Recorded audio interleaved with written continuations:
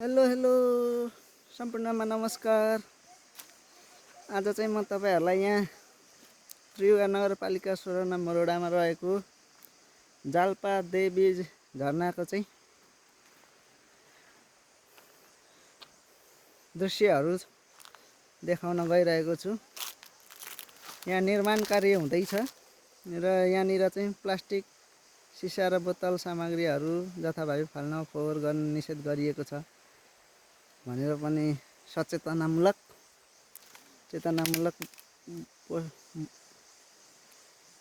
यो होर्डिङ बोर्डहरू टाँसिएको छ र यो बर्खामा चाहिँ अलिक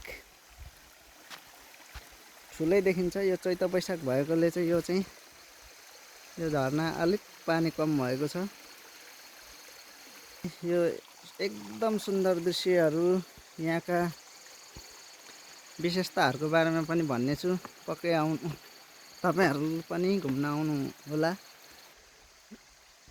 र यहाँ चाहिँ यो तल्लो झरना हो। यहाँ सफा अनि सुन्दर कुवा पानीहरू देखिन्छ।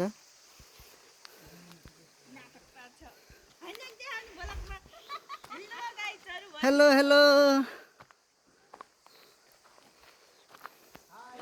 यो चाहिँ त्रिशूल छ महादेवको। यहाँदेखि माथि चाहिँ यो पनि दोस्रो हलेसी भनेर यसलाई चिनिने गरिन्छ।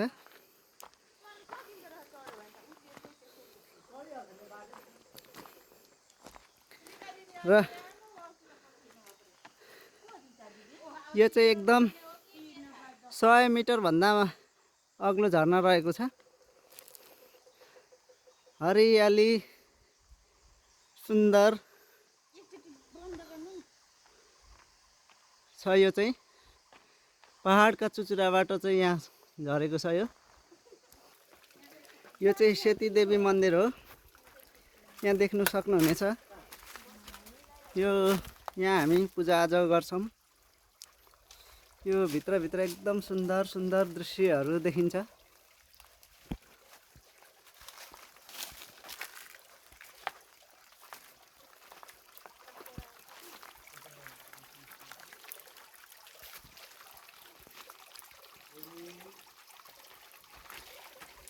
मलाई देखाउन।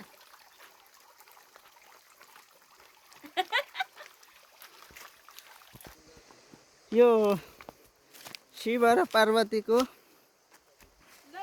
उहिलेदेखिकै कृत्रिम होइन, यो प्राकृतिक रूपमा यहाँ चाहिँ मूर्ति भएकोले तपाईहरुलाई म यो ठाउँ पनि लैजाँदैछु। यहाँ केही सुधार गर्नुपर्ने पक्षहरू छ। यसलाई चाहिँ सिडी बनाउनु जरुरत देख्छु म। यता बाटो थियो कि एकदम जोखिमै छ। यहाँ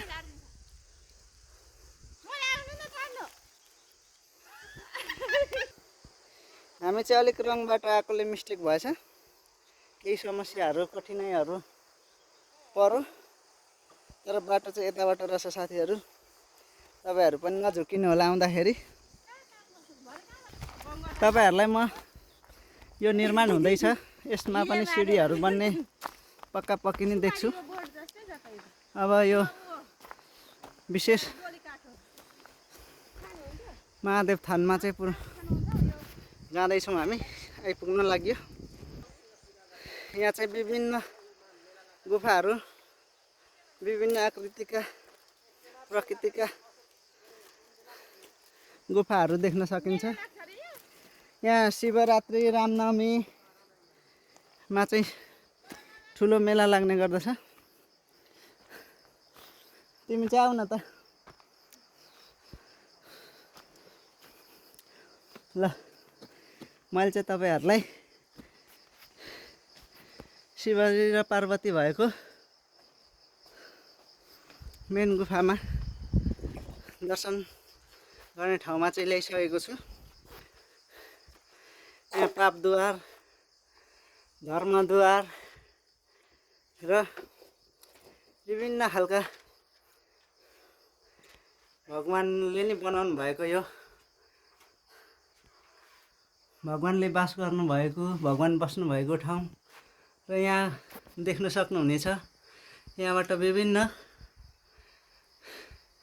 ठाउँहरूमा गुफा भएको र यो यहाँ भित्रबाट हेर्दाखेरि हामीले यो भित्र शिवजी र पार्वतीको मूर्तिहरू देख्न सक्छौँ तर अहिले चाहिँ यहाँबाट चाहिँ देखाउन सकिएन यहाँ लाइट चाहिने भएकोले हामीसँग टर्च लाइट नभएको हुनाले यहाँबाट एकतिरबाट हामीले हेर्ने गर्छौँ र अर्कोतिरबाट चाहिँ लाइट बालेर हेर्न सकिन्छ र यहाँ पनि देख्न सक्नुहुनेछ विभिन्न आकृतिहरू पक्कै पनि हजुरहरूले पनि यहाँ दर्शन गर्न आउनुहोला ल सम्पूर्ण मित्रहरूले चाहिँ पक्कै पनि यो बरुवा खोलाको छेउमै रहेको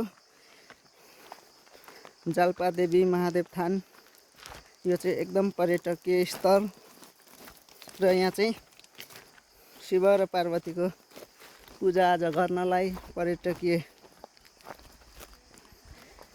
क्षेत्र बनाउनको लागि चाहिँ तपाईहरूले पनि यो भिडियोलाई लाइक कमेन्ट सेयर गर्नुहोला र पक्कै पनि दर्शन गर्न र यहाँको मनोरञ्जन प्रत्यक्ष दृश्य हेर्नको लागि सहभागी हुनुहोला भन्दै तपाईहरूलाई यति नै आजको मेरो यो जाल्पादेवी महादेव थानमा चाहिँ यति नै मैले तपाईहरूलाई यो भिडियो यति मात्रै राख्न चाहे। हस्, धन्यवाद।